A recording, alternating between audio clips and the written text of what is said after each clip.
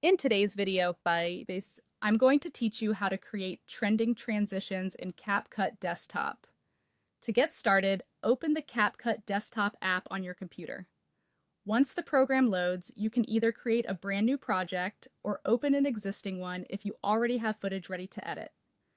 Either option works, as long as you have a project where you want to add a transition effect between clips. Next, import 2 or more video clips into your project. These are the clips you'll be connecting with a transition. After importing them, add the clips to the timeline. Make sure they appear in the order you want your video to play, because the transition will be placed between one clip and the next. Now position the clips directly next to each other on the timeline without leaving any gaps. This is important because transitions work best when one clip ends exactly where the next one begins. If there's empty space between them, the effect may not apply the way you expect. Once your clips are aligned, go to the top toolbar and click on Transitions.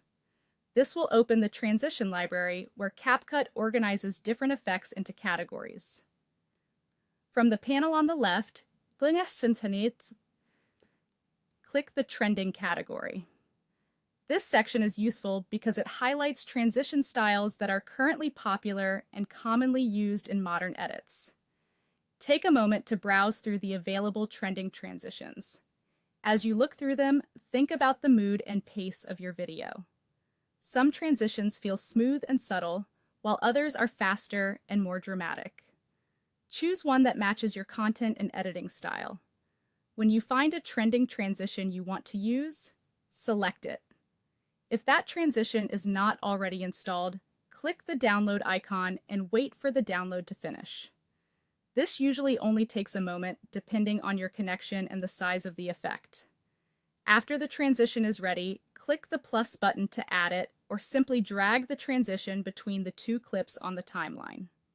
Once it appears between the clips, click the transition on the timeline so you can fine-tune it.